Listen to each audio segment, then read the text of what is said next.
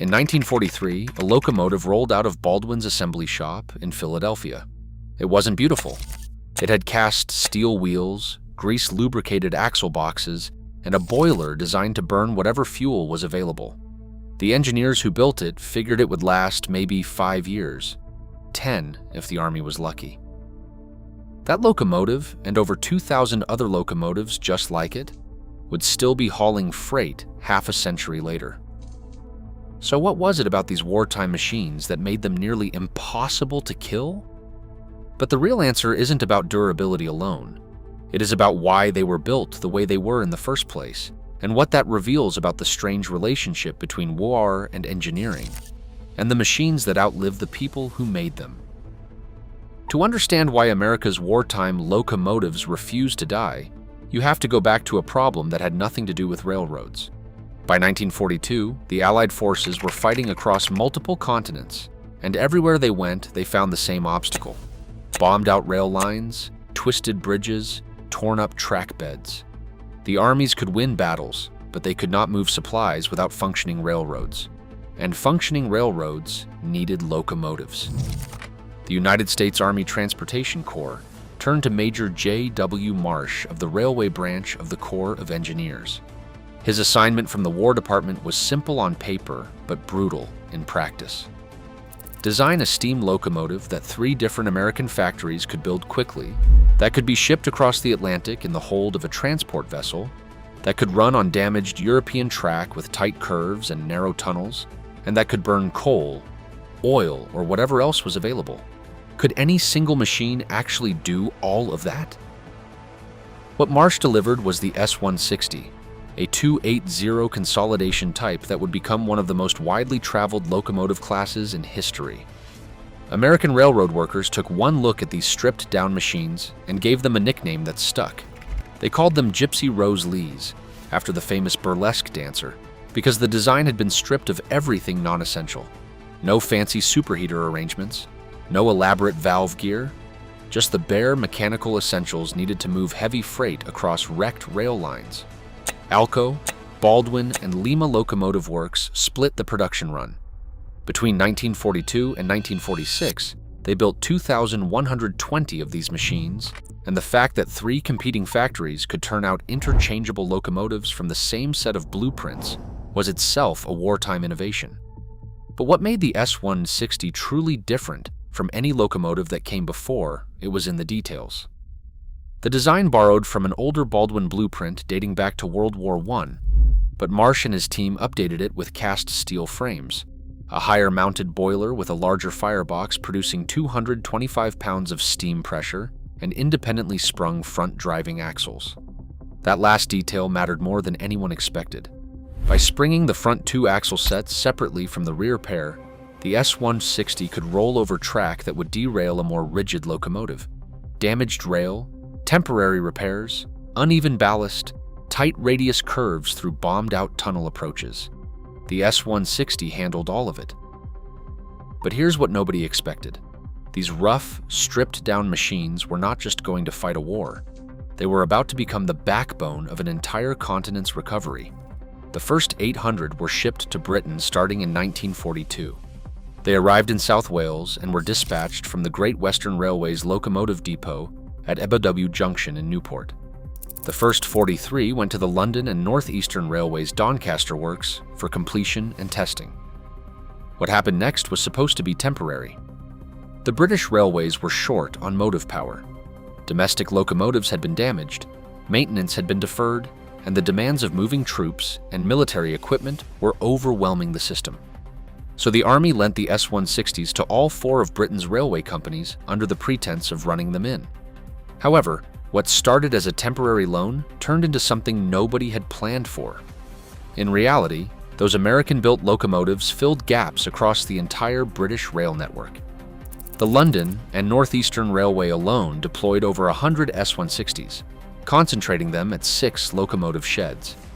They hauled freight across East Anglia, through the industrial Midlands, and up through the northeastern section. British crews found the S-160s odd and sometimes frustrating. The axle box grease lubricators were not like anything they had used before. and the Westinghouse steam brake felt woefully insufficient by British standards. A single water gauge of an unfamiliar design led to dangerous misreadings, and in a span of 10 months, 3 S-160s suffered firebox crown collapses, one of which killed a Great Western fireman. But despite these problems, the S-160s did what they were built to do. They moved the freight. And when D-Day came in June 1944, the second batch of 400 S-160s were collected from across Britain, refurbished at WW2 Junction, and shipped to the continent. Meanwhile, General Patton's forces had already brought S-160 locomotives to North Africa during Operation Torch. Those locomotives moved across the continent as the fighting progressed, and when the campaign shifted to Italy, the S-160 locomotives followed. Eventually, 243 of them were absorbed by the Italian state railways, becoming FS Class 736. However, the war's end did not mean the end of the S-160 story. The redistribution was staggering. Poland received 575 and classified them as TR-201 and TR-203. Hungary took 510, calling them Class 411, while Turkey acquired 50 and Czechoslovakia received 80. Greece received 27, then picked up 25 more from Italy in 1959. And here is where the story takes its unexpected turn. These locomotives, designed for maybe 5 years of hard wartime service, just kept going. Poland ran its S-160 locomotives until 1980, nearly 4 decades after they had left the factory. Hungary kept theirs until 1981. Turkey's Class 45 fleet was still hauling freight into the late 1980s. And in China, where around 40 S-160 locomotives were sent through the United Nations Relief and Rehabilitation Administration and classified as KD-6, the locomotives found their most improbable second life. Fitted with larger cabs and taller smokestacks, modified for local conditions, they ended up at coal mining operations. The last one, KD-6-487, was not withdrawn until 1996 at the Pingzhuang open-cast coal mine, 54 years after the first S-160 rolled off the assembly line. How does a locomotive built to be disposable outlast the country that made it look the way it did? The answer lies partly in what the S-160 lacked. It had no sophisticated valve gear requiring proprietary parts. Its cast frames and cast wheels could be repaired at small foundries. The interchangeable components meant that parts from one S-160 fit any other S-160, regardless of whether it came from Alco, Baldwin, or Lima. In countries rebuilding their infrastructure from rubble, simplicity was not a compromise. It became a survival advantage. A locomotive that a small-town machine shop could keep running was worth more than a sophisticated machine that needed a factory service center. But the S-160 was only half the story of America's wartime locomotive legacy. While the Army was shipping steam engines across the Atlantic, something else was happening back home, something that would reshape railroading forever. The diesel revolution did not begin during the war. It began in 1939, when the Electromotive Corporation sent a 4-unit demonstrator set out across the American railroad network. The locomotive was called the FT. The name stood for 1,400 horsepower twin, because each unit produced 1,350 horsepower, and they came paired as A-B sets connected by a drawbar. That demonstrator, number 103, toured 20 railroads across 83,000 miles of track in 11 months. The 4-unit set climbed the Cajon Pass, hauled freight across the Mojave Desert without a single water stop, and crossed the Continental Divide. Everywhere it went, the performance numbers told the same story. A diesel-electric locomotive could match steam on grades, in deserts, and across mountain passes, all while requiring fewer crew, less maintenance, and no water stops.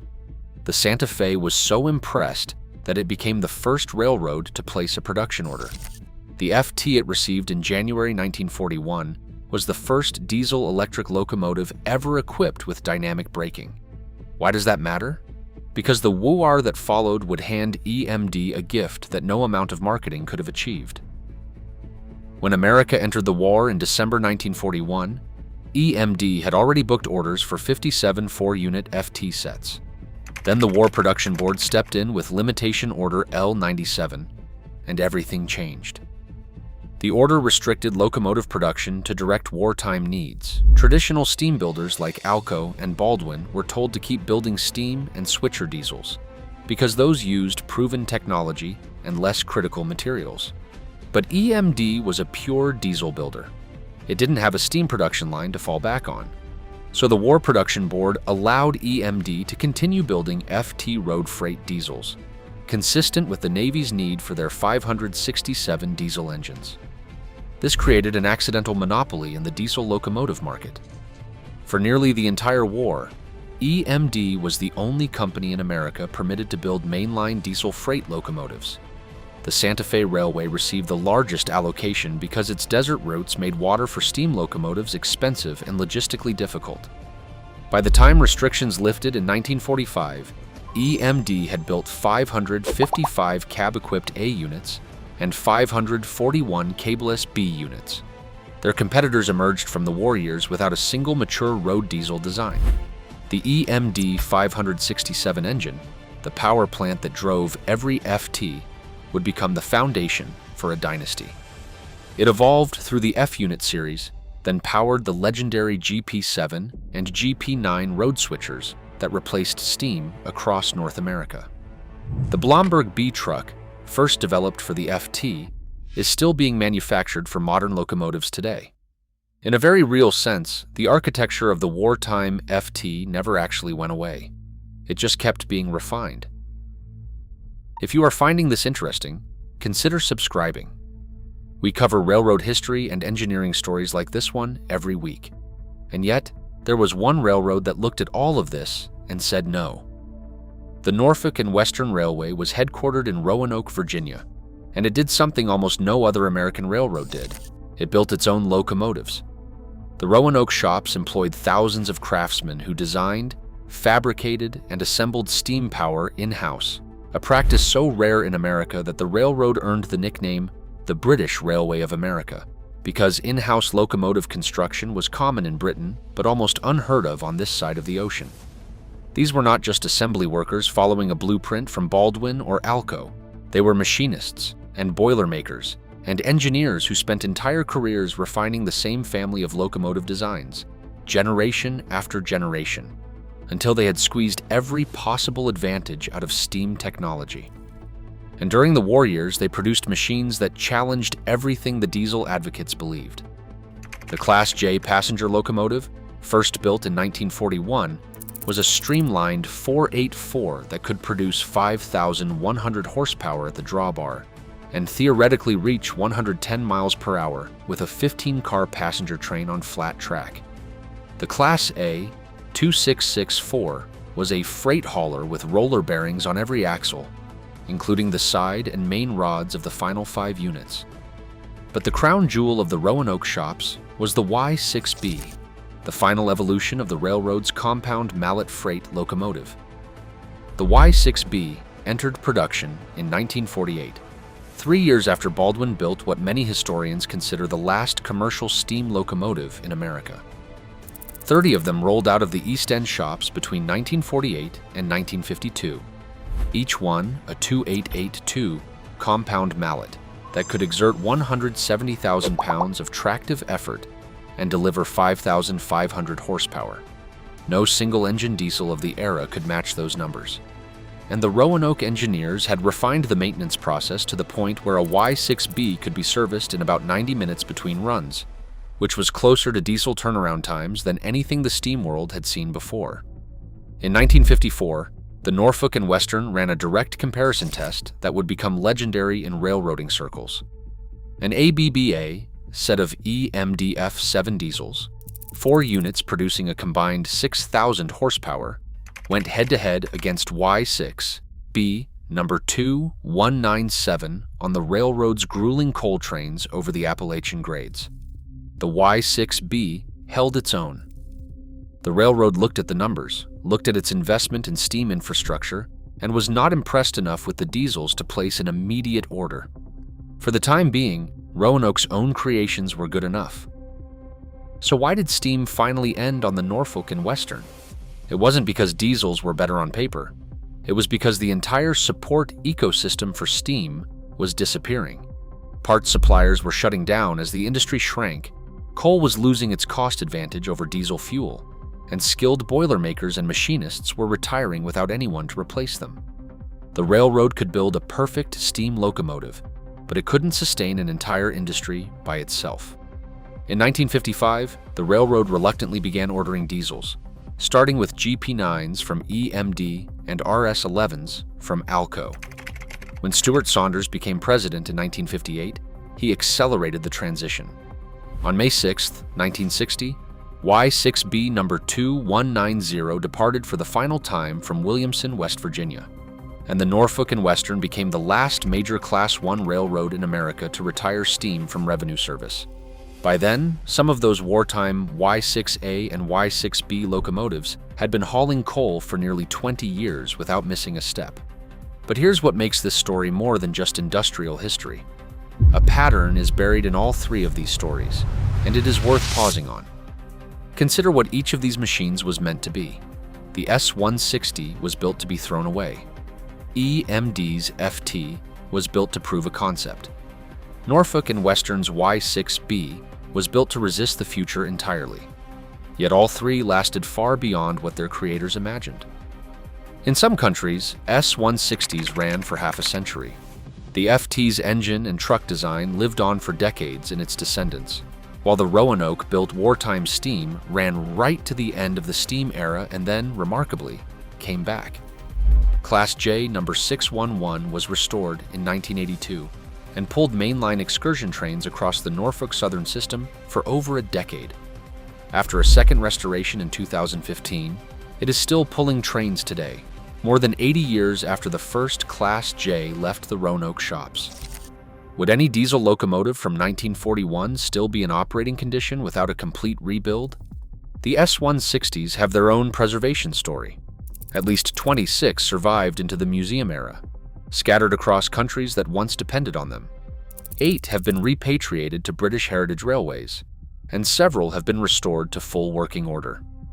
On heritage weekends in Somerset and Staffordshire, you can watch an American wartime locomotive hauling passenger coaches through the English countryside, doing exactly the work it was built for, just 80 years behind schedule.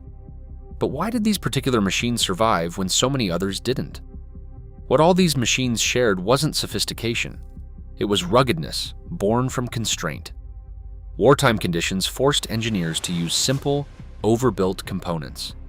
Cast frames instead of precision machined ones. Standardized parts instead of custom fittings. Designs that a depot mechanic in Poland or a coal mine foreman in China could maintain with hand tools and a basic lathe. The pressure of wartime production eliminated the fragile, the exotic, and the overly clever. What survived the design process was machinery built to absorb punishment and keep working regardless of who was running it or where. Something almost philosophical sits underneath all of that. The locomotives built under the worst conditions, with the lowest expectations, often lasted longer than the ones designed with unlimited budgets and peacetime precision. Maybe that says something about engineering, or about the way constraints force clarity. Or maybe it just reminds us that the things built to be temporary have a strange habit of becoming permanent. Either way, the next time you visit a heritage railway or a transportation museum, take a closer look at the builder's plate on the locomotive sitting out front. You might find it says Baldwin, ALCO, or Lima, and a date somewhere in the early 1940s. Those machines crossed oceans, survived wars, outlived empires, and refused to stop. And almost all of them left the factory floor with a 5-year life expectancy. If stories like this one interest you, we have another deep dive into the engineering behind the most powerful steam locomotives ever built. That one is worth your time.